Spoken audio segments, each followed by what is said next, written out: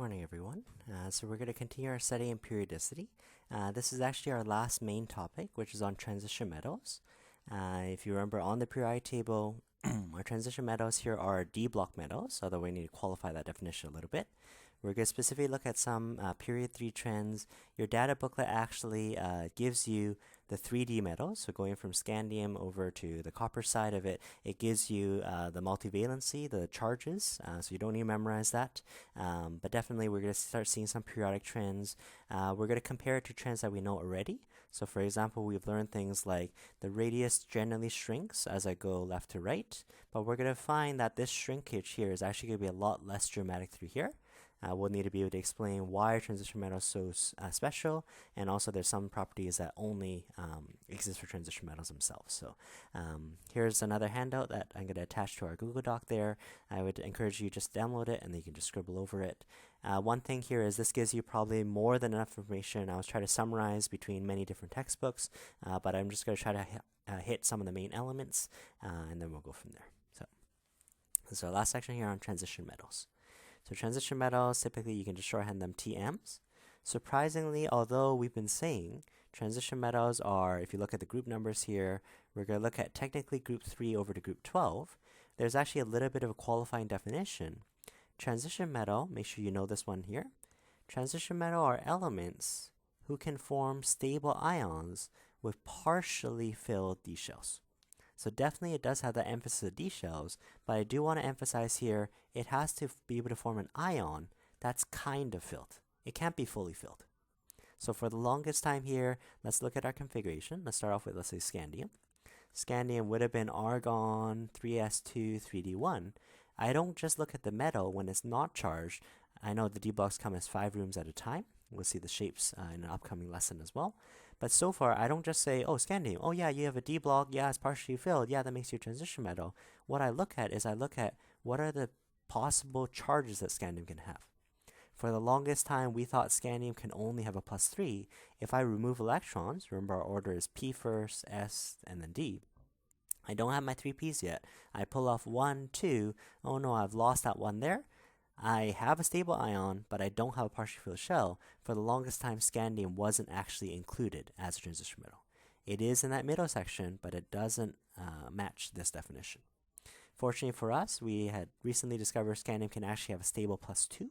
So with a +2 charge instead, if it were only +2 and I only remove 2 electrons, phew, at least I can keep that D electron. Yes, now I fit that picture here. I'm a stable +2 ion and I do have a partially filled shell, so that's why we can sort of reinstate the scandium and N elements underneath it would have been in the same boat, D1. Those ones are considered transition metals. What's out of luck, however, is the zinc column. So technically group number 12, we are definitely in that D block column. We're definitely going to be 3d10, but in this case here, if you look at the configuration, zinc would have been argon 4s2 3d10. So that would be zinc's configuration here. Again, we don't just look at the element itself to figure out whether you have D electrons or not. In fact, what we have is we want to look at your stable ions. So zinc actually is strange. It's only monovalent. Because it's monovalent, it only has one charge at +2. When I remove those 2s electrons here, I do have D electrons. There's no doubt about that. We do our Hund's rule. So they're degenerate, 1, 2, 3, or 5, and then I pair up. But you notice again here, we actually have a completely filled shell, and therefore I don't fit this definition again. I'm not partially filled. I would be partially filled if I were anywhere from D1 to D9, but because my ion is completely filled, your group 12 elements are not considered transition elements. They are definitely D block. They definitely have D electrons, but they don't have this definition here. You might be wondering, why are we so technical with the definition? Why aren't we just looking at the element? Why are we looking at the ions? Who cares about partially filled shell? As we step through this lesson, we're going to see there are specific properties that belong to transition metals because of this partial filled nature. So even though this seems a little bit strange, why are we being so technical? Why are we sort of nitpicking here? But zinc actually doesn't have the same properties as the other transition metals do. So that turns out being a really good way of actually organizing them. So in terms of properties of transition metals, they are metals nonetheless. So you would expect them to be, let's say, solids, high melting point, they're shiny, malleable, ductile, conductive, and all that. If the exam asks you, give me some properties that are specific to transition metals, you cannot give me these general properties because these properties are general for all metals. All metals have high melting point. Their density is going to be relatively higher. Tensile strength, so basically how strong the atoms themselves hold themselves together, has to do with those intermolecular forces here. Those are true for all metals. What we're going to see is, in this lesson, 4 specific things that you can mention that are specific to transition metals mainly, and you want to be quoting these ones here that are particular for just the transition metals that are not true for the other metals. One other just comment here. Remember, we have our F block metals. There were actually 2 rows on the periodic table that were actually pulled out of the periodic table. The periodic table was supposed to be much wider spread like this, but because we don't really deal with the F electrons all that often, we just pull them out here. Some periodic tables actually have lanthanum on the table. Some have actually pulled lanthanum out in that column there. Nonetheless, though, that top row is referred to as the lanthanoids or lanthanides, and then actinium is on the bottom row. Either that's the first one that was pulled out, or it's still a D1 kind of configuration. We can call those lanthanoids to actinoids. They're sort of in the midst of the transition elements here, so sometimes they're referred to as even inner transition metals. These are basically your F block metals. So moving on here, just sort of relating to transition metals and specific characteristics that these transition metals have. First thing you're going to notice when you look at the periodic trends, like radius, like ionization, the periodic variation, the trends that we've been talking about, are much less dramatic as you go through the transition metals. If they ask you the reason for that here, we're going to need to quote this idea here. The inner shells experience much greater D-screening. If you remember, based on our orbital shapes here, let's just draw a 3D diagram. We had called our s orbitals, which were spherical, our p orbitals, which were 3 sets of dumbbells. Those ones were the valence ones. We were saying that the d electrons, the d orbitals, we'll draw these more tomorrow as well, but these d electrons here, they may have a different shape, but those d's as well as the f's are referred to as inner orbitals. They don't count as valence electrons anyways. That's where we had that difference between 8 and 18 on the Bohr model. So what's going to happen here is, as I try to do my periodic trend, as I slowly step across, at first when I pick up a proton, I pick up an electron, but that electron here is on the valence shell. So in that case there, we're not really blocking out any other electrons that are on the same shell. Not so with the transition metals. Sure, I'm going to pick up a proton every time I go across the transition metals. As I pick up a proton, I also pick up another electron in an inner D shell, and that electron effectively screens out the added proton. You go to the next one over, you pick up yet another positive, the electron gets added to the next d orbital here. Again, because it's so tightly held, that electron will very easily screen out and block out that added effect. It will eventually have a z effect of increases, but definitely it's going to be much less dramatic.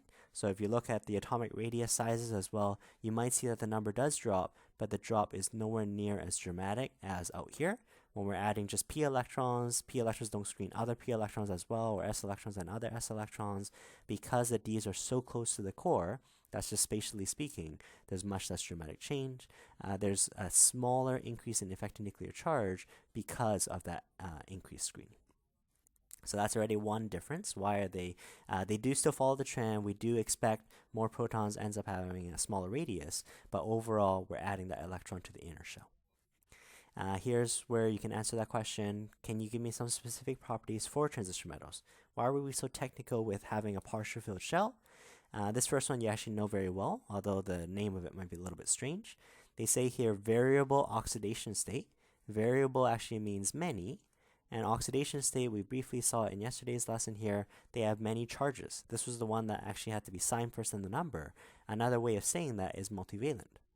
Multivalent means when you do your bonding, you actually have many different ways of bonding. You can actually be stable with more than one charge. If you think back to your green sheet, although we had patterns like alkali metals are always +1, alkaline are always +2, by the time we got to the transition metals, all bets were off, right? These ones here could have multiple charges. That's when we needed our Roman numerals. We actually finally get a reason for this one here. How come only the transition metals happen to be multivalent? That's a really specific property. It turns out it's this feature here. 4s and 3d happen to be close in energy. Nobody forced it to be this way, but if you look back at the energy level diagram, not only did energy level 4 end up being lower energy than 3d, it turned out by the time they actually split, this energy gap here is actually fairly minor. So if we off-ball, sure, we're going to still build up 4s1, 4s2 before we start filling in the 3Ds. But because energetically these are very close in energy, what's going to end up happening here is if you were able to come along and remove electrons, so I made a note here, all transition metals are okay with the +2 state, because if you think about your transition metals, let's do row 3, any transition metals would have argon. You would have picked up potassium and calcium's electron. You would be picking up some number of d electrons, depending on who you are. The first electrons that get lost are s electrons. First, the s electrons are valence. They're easier to pull off, and we also remove it in that order. I don't have the 4p's yet. I pull off the s's. Usually, these are stable by becoming +2. I can have any number of d electrons. I don't need to have a full d shell, necessarily. We saw that exception for chromium and copper as a little bit different in chapter 2. But in this case here, I've already lost my valence electrons. Sure, I still have electrons on an inner shell, but they're inner anyways. So these ones here don't do the same sort of bonding. At least outwardly speaking, I've lost my s electrons, p electrons. I can consider myself to have a valence of 0, or a valence electrons of 0. I don't have any s and p electrons, although I do have some more core electrons. Because the 4s and 3d are very close in energy, if you naturally had enough energy to remove these two, coming back a third time shouldn't be that hard to pull off this one, because they're both not necessarily roughly the same distance from the nucleus, but energetically speaking, you're not having to reach much farther. Right? This one here is a little bit lower. I already was able to pull off this one. These ones here are energetically very similar. Let's compare that to calcium as an analogy. So calcium, in a similar fashion, calcium is not a transition metal. Calcium has a 4s2. Calcium can pick up its +2 charge. That can get lost.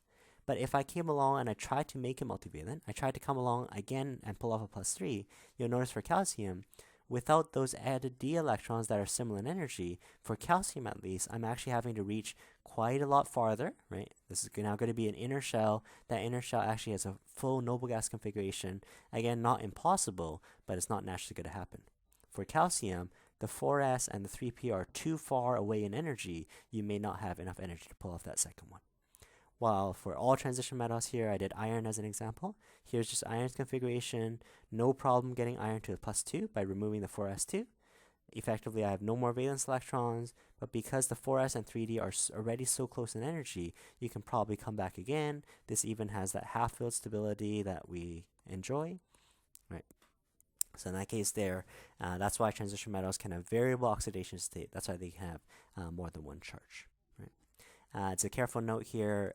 For noble gas configuration for an octet rule, we just want the s and the p electrons to be gone.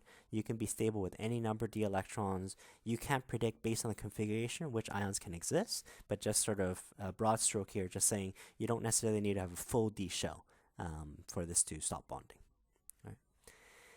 There's a little bit more detail here in terms of, well, there's going to be covalent character. Your Oxford textbook actually separates your transition metals. This is going from sort of left to right. Although we said the periodic trends is a lot less dramatic. So scandium here, if I remember off the top of my head, 21 protons, all the way to, I think it's 30 protons. The early ones on the left-hand side have less protons. So these ones here have lower Z effective. Because they have lower Z effective, they don't hang on to the electrons as well. We can have much higher charges. We can have oxidized scandium can be +2, +3. As we get over to manganese, manganese is the top one. Manganese can even go +2 all the way through +7. Right? So because we have relatively low Z effective, relatively the low number of protons, I can have stable higher charges. It's not very stable for me to have low charges. While as I go left to right, as I then pick up more protons, although we said the dramatic trend, the trend is a lot less drastic.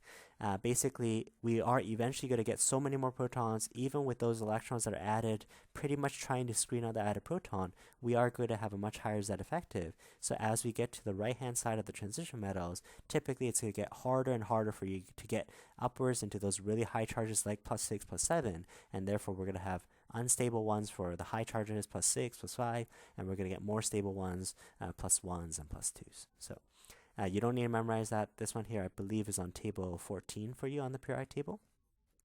So it lists for you, at least for the 3D metals, which charges can exist. Again, we cannot, from the configuration, actually predict, based on that, which charges can exist. This is just a broad stroke, a general comparison. Some other technical notes here is because of this pairing energy.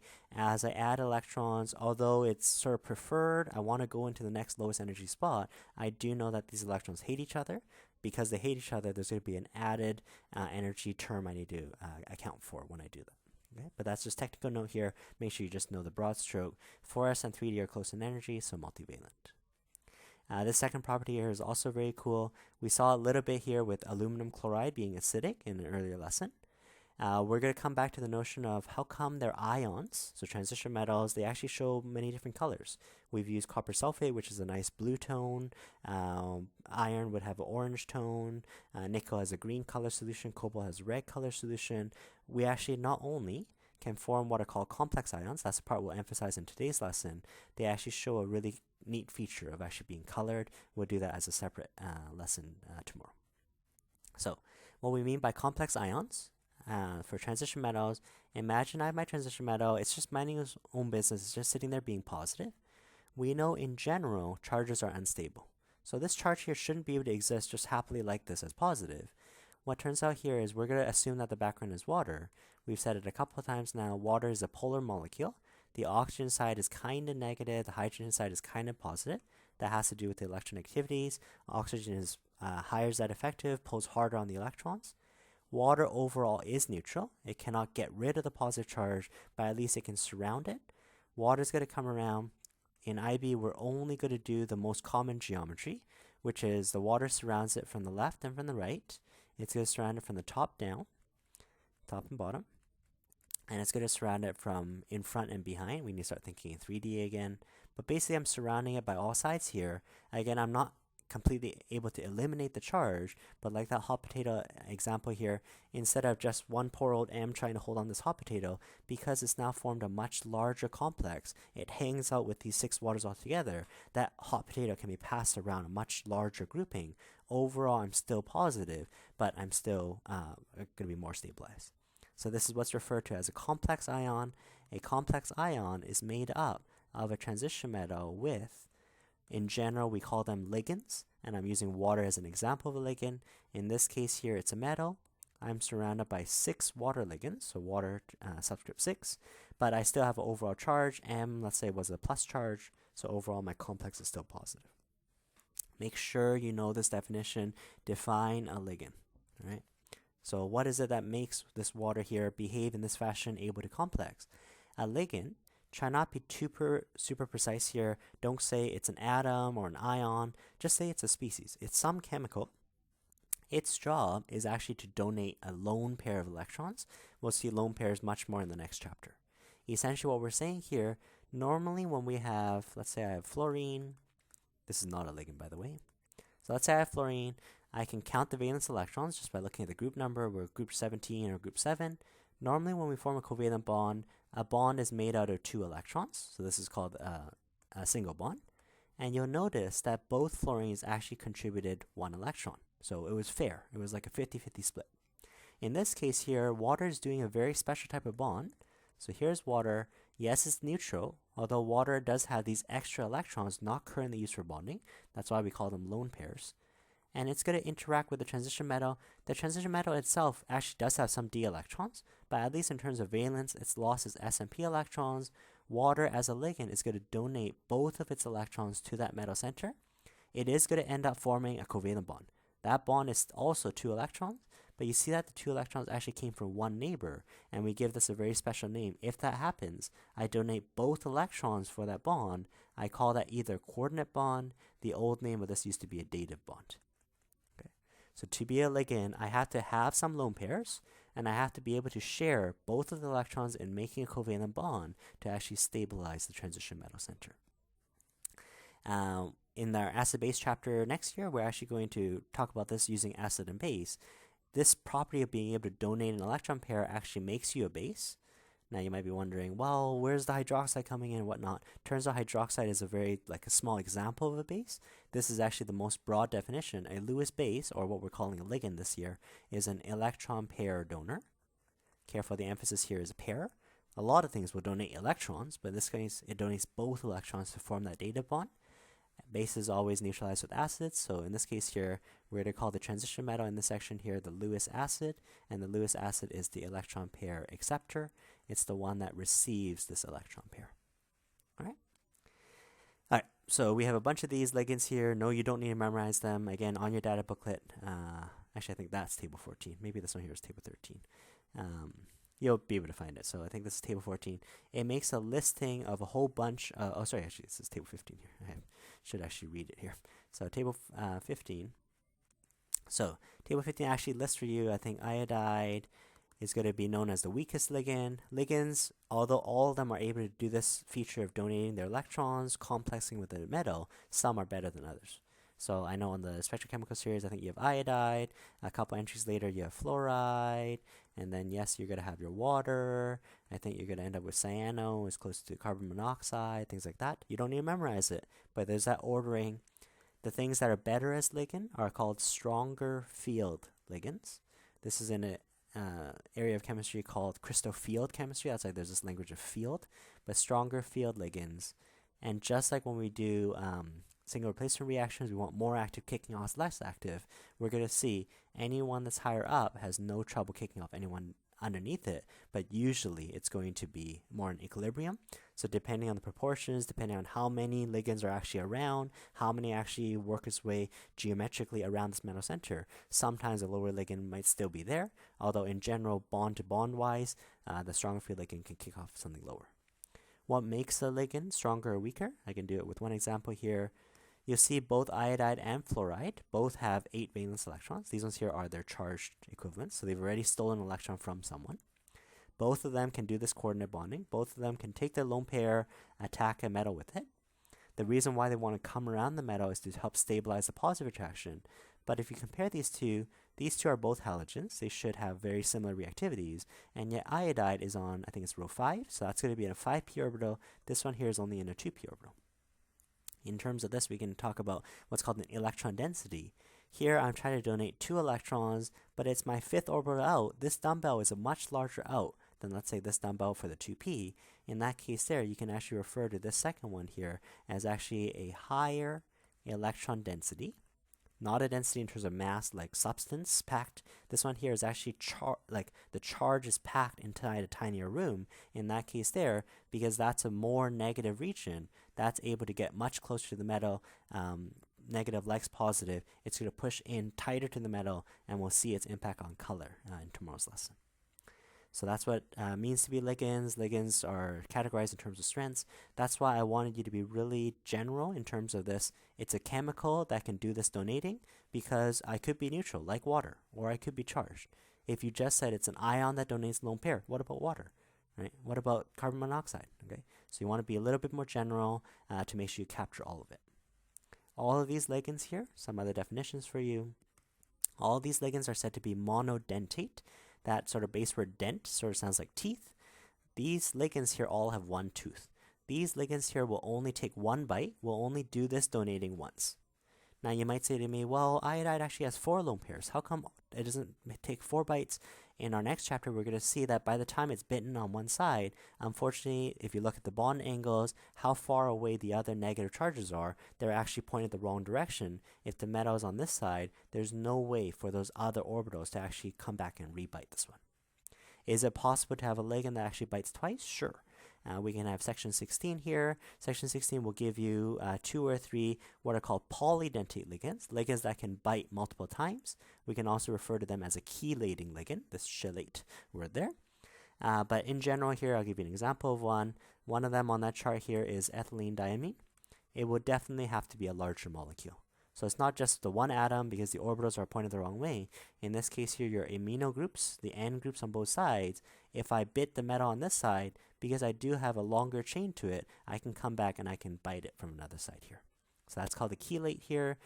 We use that in a lot of, like, if something has heavy metal poisoning, whatnot, we ask them to ingest a chelating ligand. The ligand will complex with the metal and actually allow it to pass through the system. So most of them are monodentate. You're going to have the odd example of polydentate. We have a horrendous one called EDTA. I'll let you look up the structure. EDTA, depending on the pH, might actually be able to claw this metal from all 6 sides. So it's a humongous molecule, but again, it is definitely pH dependent. We talked about what is a coordinate bond or a dative bond. Make sure you know that definition. The special type of bond is both electrons are coming from one neighbor. We're going to do this. Is it a coordinate bond? More so in the next chapter. So we'll hold off on that part there. We'll even come back in the next chapter to talk about this VSEPR. This one here will be our way of predicting geometry. Turns out because ligands will vary in terms of their concentrations, usually the solvent concentration is much higher than the solute. You can't actually predict it by VSEPR. So what we're going to do instead is we're just going to always assume a coordination number of 6. Assume that this thing here is attacked left, right, top, down, front, back. And in that case there, we're going to call that geometry octahedral. And we'll come back to why it's called octahedral in the next chapter. The other common coordination number, they might just give you compounds. Let's say platinum as a transition metal. Maybe I use cyano as a ligand here. I can have multiple ligands as well. Maybe 2 of them are cyanos and 2 of them are iodines. Maybe I overall still have a charge. We're going to deal with all this charge stuff in tomorrow's lesson as well. But in this case here, platinum is actually only surrounded by 2 of these and 2 of these. So that's only a coordination number of 4. We're not going to have to explain the color of that part there, but we're going to get either tetrahedral, which VSEPR predicts, or trigonoplanar, square planar, which we'll see in the next lesson. So at least transition metals here, they are able to form complex ions. It is sort of true even the other metals could also form these complexes. These ones here are also not very stable, but we're going to see the other feature of these complex ions is they're actually colored. Flipping over to the backside here, 2 other specific things here. We talk about transition metals being magnetic. There's 2 different types of magnetism I want you to know here. Those are the words diamagnetism or paramagnetism. Couple keywords for diamagnetism. First thing is the weaker. It's a repulsive force, and it's because of paired electrons. So if I look at anything, let's say lithium here, lithium has the configuration 1s2, 2s1. As I start doing off-ball, as I start filling electrons, no doubt, aside from hydrogen, we should have some pairing of electrons. I can have pairing of electrons because of that. That already makes me diamagnetic. However, the other type of magnetism is much stronger. The other type of magnetism is called paramagnetism. This time it's an attraction. I don't think I actually wrote it here, but this is the stronger one. And in fact, even if I have one unpaired electron amidst any number of paired electrons, this unpairing of electrons will cause the attraction to dominate. So in this case here, I have the pairing, which makes it diamagnetic. I do have one unpaired electron. So the unpaired makes me paramagnetic. The paramagnetic is the stronger of the 2. I don't care about these paired electrons. I can still refer to you as paramagnetic overall. It just takes one unpaired electron. Even if I have 50 paired electron, it doesn't really matter. And especially when we get to those d blocks, we get a lot of room for actually this unpairing. If I go D1, as I go D2, now I have 2 unpaired. Now it's twice as strong, 3 times as strong. As I get more d electrons, the paramagnetism sort of stacks up. That's what we're actually going to do with sort of ferromagnetism later on as well. But you'll notice it's not just total number d electrons. As you start getting to d6, we actually start getting some pairing again. We're actually going to start losing our paramagnetism. We're going to lose unpaired electrons because they're starting to pair. We'll come back to this feature of high spin and low spin in our color lesson tomorrow. This is actually how they played around with ferromagnetism. In the past, they discovered these rocks called magnetite. Okay? Magnetite have these regions, these domains. Basically, when this molten lava had cooled down, the unpaired electrons, maybe in some region, were pointing in one direction. If a bunch of atoms happen to be all pointing the same direction, this time it's not just a single atom that has many paired electrons. This time it's many different atoms, and all of their arrows happen to be pointed the same way. Overall, this became a magnetic domain. This part here actually caused a ferromagnetic effect. It may not be necessarily the entire rock. That would be kind of wishful thinking there, but there will be these domains here where a bunch of paired electrons get together, they cool together, and basically their effect just intensifies and dominates. One last feature here for transition metals is we noticed that transition metals can do catalysts. Okay, so they can participate as a catalyst. They speed up chemical reactions. The equivalent is actually an inhibitor that actually slows it down. Inhibitor. But at least a catalyst speeds it up. We'll learn in the chapter 6 how it does it. It actually provides a detour that's easier, and it actually has a easier barrier, a smaller energy requirement to actually get over the hill. Okay, so sorry, I wanted to write inhibitor back.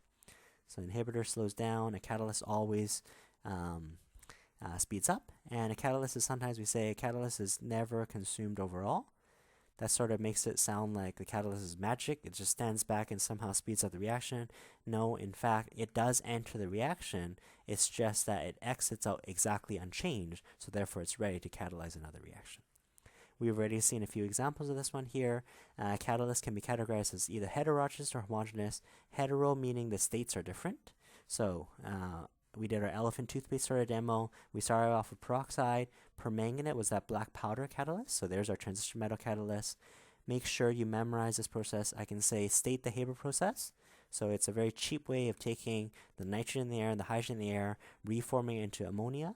This one here ends up using iron as a catalyst. Heterogeneous because the reactants are all gaseous, whereas my metal is solid. Ammonia was used as a raw material for fertilizers, explosives. Haber actually got a Nobel Prize for this, although because a lot of it was sort of weaponized, a little bit of the ethical arguments come in again.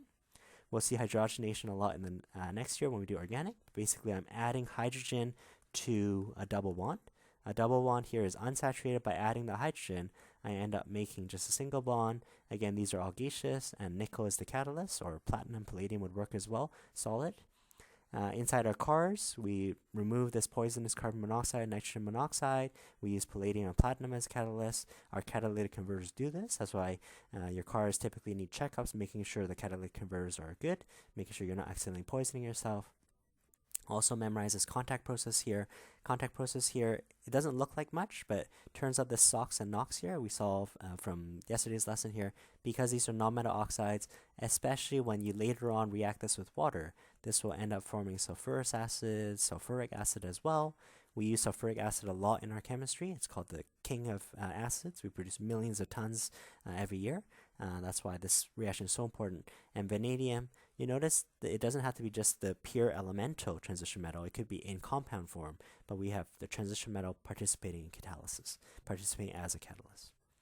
Homogeneous catalyst here, because the reactants and the catalyst are in the same phase. If it's gaseous, the catalyst is gaseous. If it's aqueous, it's aqueous. It allows for better mixing. It allows for more milder conditions. Example would be inside our bodies. Iron is actually a catalyst in the heme group.